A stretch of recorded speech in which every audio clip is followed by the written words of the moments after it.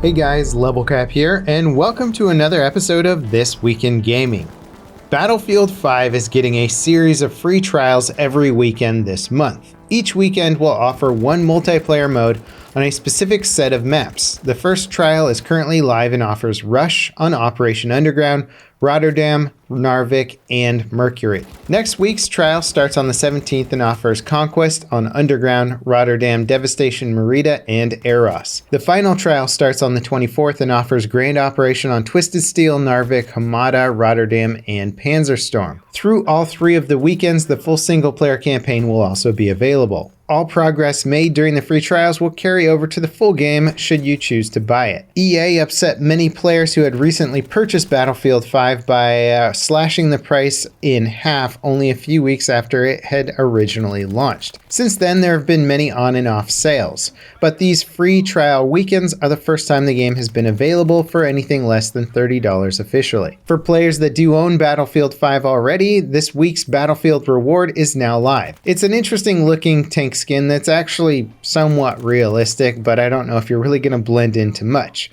The big news is Rush, which is now live on Operation Underground. I've played it a bit. It's fun. It's decently balanced. I don't know if I like it better than Breakthrough. Breakthrough's a bit more chaotic. Rush is a little bit more small, a little bit more focused. Really, the differences are nuanced in my opinion. That being said, the player base does generally seem to support Rush a lot. It just doesn't always have the population to fill up Rush-based servers. Rush currently supports 6 maps in total now and will likely be supported on more future maps. Unfortunately, it seems like it may just remain a limited time game mode due to the fact that it just wasn't sustaining full servers when it was a permanent game mode. Doom Eternal has officially been delayed to March 20th, 2020. It was originally slated for release in November 22nd, but the developers pushed it back to further polish and optimize the game. Invasion mode, which lets you invade other player single-player experience as a demon, will be released shortly after launch. Originally, it was supposed to be included at launch. The Nintendo Switch version will also release after PC, Xbox, and PlayStation 4. To make up for the delay, id Software are including a free copy of Doom 64 in pre-orders of Eternal. It supports all the same platforms and launches alongside the new game next year.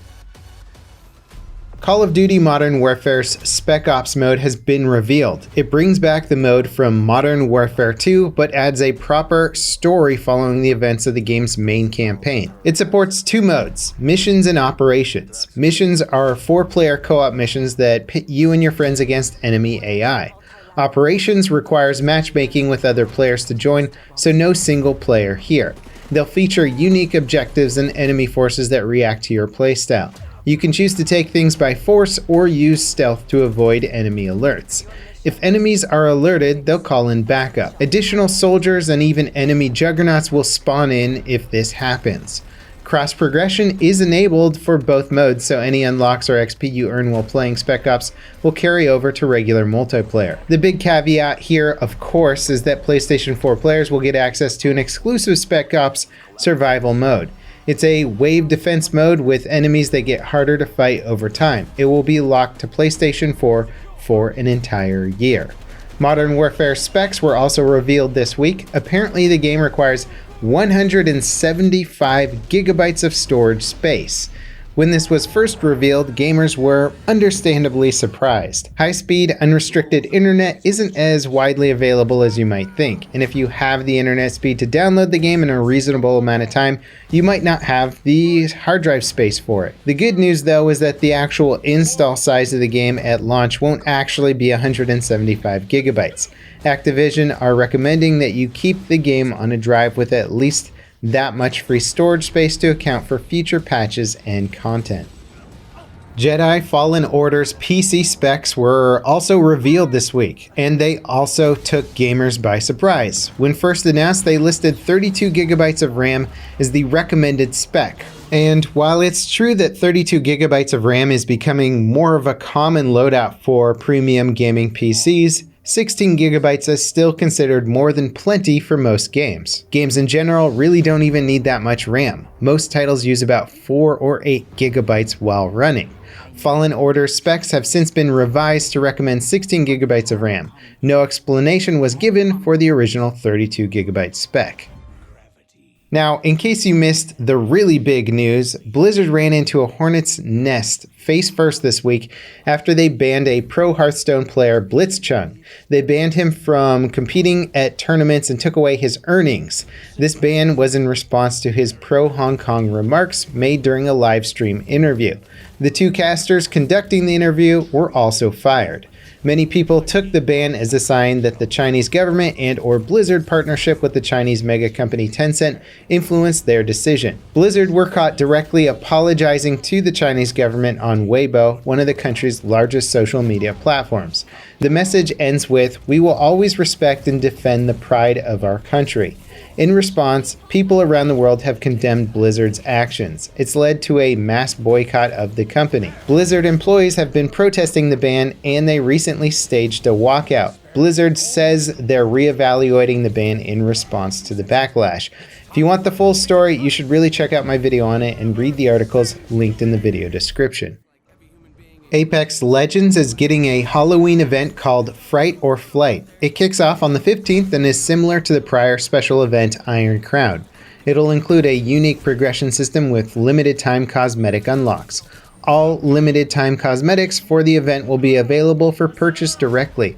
From the 25th to the 28th, players will get double XP for placing in the top 5 of matches. Fright or Flight will include a new mode called Shadowfall. 35 players will fight on a nighttime version of King's Canyon, the game's original map. As players are killed, they'll respawn as undead members of the Shadow Squad, equipped with just a melee attack. The last 10 players alive will have to make it into an evac transport to win. The legendary loot vaults scattered across Apex's new map can now be unlocked. Shooting down flying loot orbs hovering around the map has a chance to drop a loot key for the loot vault doors. Inside, players will find guaranteed purple and gold loot. A new character called Revenant has also been spotted in an Apex devs prototyping work posted on Twitter. The new character can be seen on an in-game banner. Data mines and existing concept art of the game have shown a similar character associated with the game before. One of the most popular competitive maps ever for CSGO has gotten a full remake. Cache has been around since the early days of CSGO's life. It was originally a CS source map that was ported to CSGO by its original developer. It was subsequently remade by FMPone and has been a staple of the game's competitive map pool ever since. The new version was again made by FMPone and is mostly a competitive visual overhaul. And there's been a few notable gameplay changes, like a new window mid-CTs can look through, as well as the removal of a building by the A bomb site. A new feature called Remote Play Together is launching on Steam soon that will make local co-op games playable online. Often called couch co-op, these kinds of games are limited to split-screen local gameplay or have all local players share one screen. According to a message sent out to developers by Steam, the feature will automatically be enabled for any game on Steam that supports local multiplayer, local co-op, and split screen. It works by streaming your screen to players and capturing their inputs. You're all essentially playing the same game at the same time.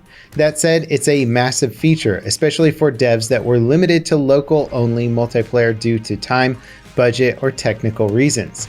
There are tons of popular local multiplayer online games on Steam that will likely get a much wider audience with these feature releases.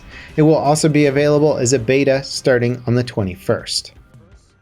The Alpha 3.7 patch for Star Citizen has arrived. It adds cave systems to the game for the first time. Players can mine these caves for materials. The game's inventory system has also been reworked as well. Missions have been added that encourages players to explore these caves. Ships can now be rented via in-game currency. Finally, 3.7 adds the first ship from the Banu alien race. It's called the Banu Defender. The PC port for Red Dead Redemption 2 is shaping up to be the definitive version of the game. According to Rockstar, it will sport several enhancements over the console versions. Global illumination, ambient occlusion, reflections, and shadow resolution will all have higher quality settings than those seen on console. On top of that, you can expect improved texture quality, higher frame rate and resolution limits, HDR support, and more. In our final story this week, Destiny 2 now has more players on PC than any other platform, making up 41% of the total player population for the game. The PC version has seen massive growth since its relaunch as a free-to-play title on Steam. Historically, Destiny 2 on PC has had the least players, averaging at around 22% of the total player base. And that wraps it up for today's episode of This Week in Gaming. Let me know in the comments down below what article you thought was the most interesting, if you think we might have missed something of importance, and I'll see you guys next time. This is Level Cap, signing off.